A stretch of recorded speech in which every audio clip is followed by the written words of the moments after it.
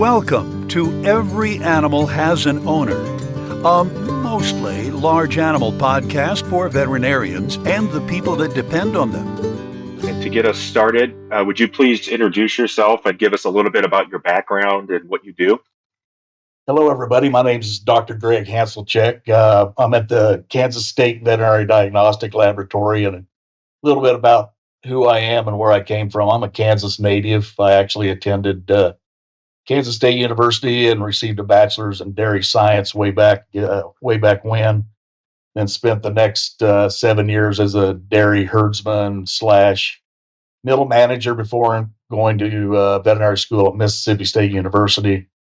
And then after graduation with DVM, I spent the next 16 plus years as a bovine practitioner in the Midwest, primarily serving dairy and cow-calf clients. And then after 16 years, had an opportunity to come back to K-State and pursue a PhD in epidemiology. And when I finished that, I was asked to join the diagnostic lab here at K-State, and I've been here now 15 and a half years.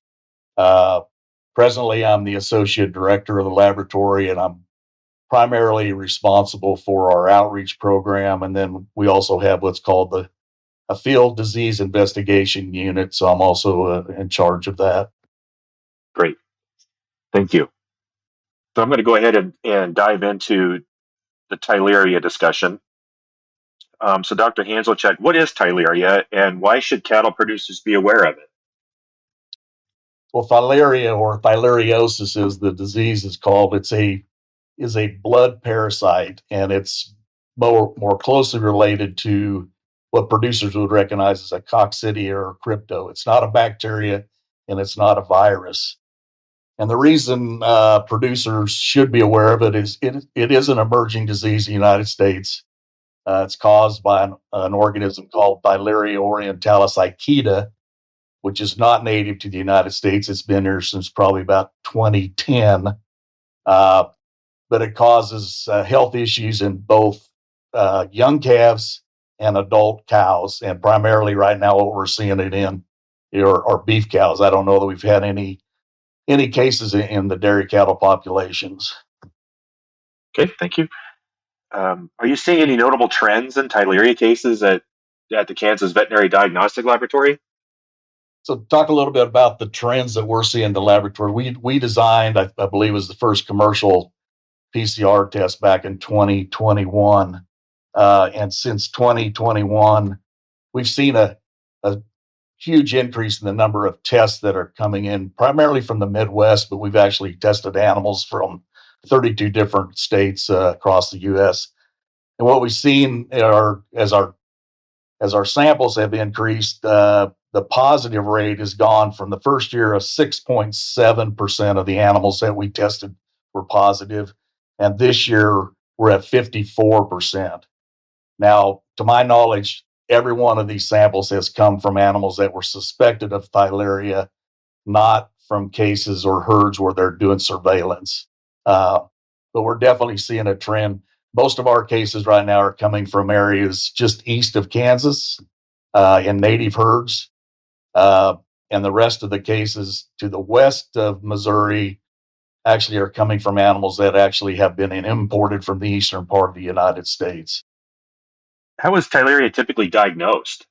To diagnose theileriosis, we've got a couple methods, or actually we've got one method and two samples. One in animals that are live. What we typically need from those is actually whole blood or blood collected in a purple top tube. And then for those unfortunate animals that have died, the sample of choice is a piece of fresh spleen. And the test we're going to complete on it is a PCR, which is going to look for a little piece of DNA of the organism.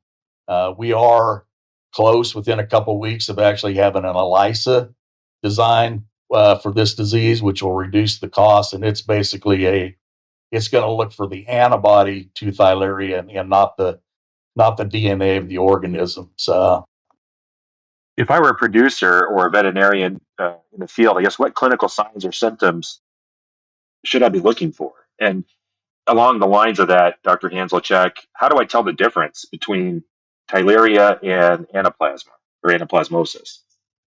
So we get a lot of calls now because Theileria is in the news and everybody's talking about it. Is how do I know if I have an animal that's infected with a disease or experiencing the disease? And for those producers that are familiar with anaplasmosis, it's very, very similar clinically to anaplasmosis, meaning we've got uh, sudden death may be a part of it. A lot of times the animals will be open mouth breathing. Their mucous membranes, their vulva around their eyes will be pale. Sometimes actually those tissues will be yellow. The animals sometimes they don't walk correctly because they're starved for oxygen. So all the clinical signs of those two are very, very similar. The differences between the two are we rarely see anaplasmosis in animals under 2. And what we're seeing now with Theileria is we're seeing it both in adult cows and calves, but the area that we're seeing the most severe morbidity and mortality are in weaned beef calves. And so that's totally different than what we see in anaplasmosis. How is it spread? So one of the questions we get also is, okay, how did my herd become infected, or how is this spread among animals? And it is a vector-borne disease, meaning it is spread by insects. And the one insect that is very important to this particular protozoa is the Asian longhorn tick. And if we listen to our colleagues in Australia and New Zealand who have dealt with this disease for a lot longer than we have, they will say that if you have the tick in your geographical area, you will have Theileria. If you do not have the tick, it's very unlikely that you will have this particular disease. So this tick is very, very important. Now, there's some scientific evidence out there that does suggest that it can also be spread by sucking lice. There's even some in Europe that believe it can be spread by mosquitoes. And those of us in the Midwest, we certainly believe that it can be spread by horse flies, deer flies, and stable flies. And then another very important way that it is spread is through multiple use needles. Anything that moves blood from a positive animal to a negative animal can transmit the disease. Are there any particular regions, production systems, or times of the year where cases are more common? So when we talk about when we typically see Theileria, when we first started dealing with it, we assumed that it was going to be like anaplasmosis, where our peak times were late summer to early fall because it is vector driven in the incubation period. But for Theileria, we're seeing it all year round. And there's something different with this organism compared to anaplasmosis. So we're learning a lot, but I don't believe that we at this time believe that there's a peak period for Theileria. It's more like a year-long thing, and a lot of it has to do with the fact that it's infecting and causing clinical signs in young animals. So, what should producers do if they suspect they have Theileria in their herd? So for herds that suspect they have Theileria, number one is there's lots of diseases that can mimic Theileria. And we talked about anaplasmosis is one of them. Occasionally we can have lepto. There's some other diseases. So don't automatically assume that because of those clinical signs that I mentioned that your herd has Theileria. First step is to get a veterinarian involved, have a good physical exam completed on the animal. And then, like I mentioned earlier, there's some tests that we can do to either rule in or rule out Theileria being a part of whatever's going on in the herd. You may have mentioned this before, I may have missed it, but can I just add antibiotics to my feed or give them a shot? So we talked about how to diagnose it and how we know that a herd's infected. Of course, one of the questions that we have, which is very important, is how do we treat it? I mean, producers know that oxytetracyclines are usually very effective against anaplasmosis. The fact that this is a protozoa, there is no treatment. It's very, very refractive to any of the antibiotics that we can use. And I've talked to close to over 200 producers and veterinarians now that have dealt with this. And overall, they all mentioned that they're there really isn't a treatment. The only treatment for this would be provide shade, provide food, provide shelter, provide water, make these animals as comfortable as they can. The majority of them will survive, and especially on the calf side. Uh, and so it's not a matter of giving them an antibiotic, but just good animal husbandry is really the way to manage this once we have clinical animals in the herd. All right, thank you. How important is it to have a PCR that differentiates the various genotypes within that organism? So talking about the different types of Theileria that are in the United States, there's actually three genotypes. One is Theileria orientalis buffeli, which has been native to the United States. We do not consider it to be a pathogen. Another one is Theileria orientalis chaetosi, which is not native to the United States, and we can find it in herds. In fact, our PCR will identify both chaetosi and Akita. We at this time do not believe that chaetosi is pathogenic. We do find it in about 17% of our positive samples. And for us, and I think most of the people around the world that deal with Theileria, it is Theileria orientalis Akita, and it is important to identify it as the pathogen, because if we're saying buffeli or we're saying chaetosi are present, it may not be causing the disease, and we may be missing other diseases out there for the fact that we're just going down the wrong rabbit hole.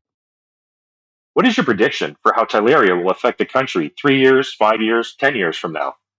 So thinking the future of what's going to happen with Theileria is we've seen it move from the East Coast to basically clear to California is where we can find it in animals. If this tick is key, and this tick has very specific environmental conditions that it likes. It likes high humidity, tall grass, those kind of areas. Then, at least right now, we don't believe that Theileria is going to be found in the more arid areas of the United States, meaning the western part of the U.S. The thing we don't know is, can our native ticks that live in other places of the United States, if they become infected by feeding on a positive animal, will they be able to transmit it? That's the thing that we don't know. So, because of the way animals move, in my opinion, in the next 5 or 10 years, it's going to be just like anaplasmosis. It'll be in all 50 states. I don't think that we need to freak out about it. What we see in the adult cows is just like anaplas. It's not very detrimental in most cases.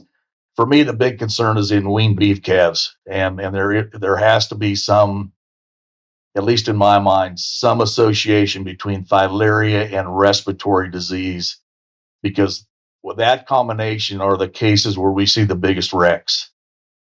And so for me, there needs to be some type of research out there to investigate is Theileria contributing to this respiratory disease issue or isn't? And I think that has to be in our future.